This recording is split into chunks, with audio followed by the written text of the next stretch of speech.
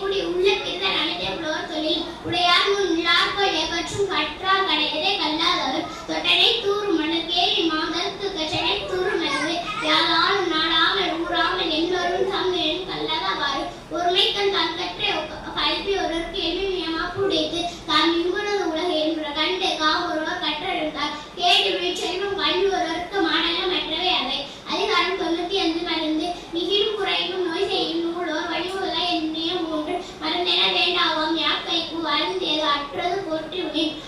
அற்றால் அளவறிந்து உங்காம் துடமை பெற்றால் எழுந்திருக்குமாறு அற்றால் அறிந்து கடைபிடித்து மாறல்ல துய்க்க தூர கசித்து மாறுபாடு இல்லாத உண்டி மறுத்துண்ணி 100 பாடு இல்லை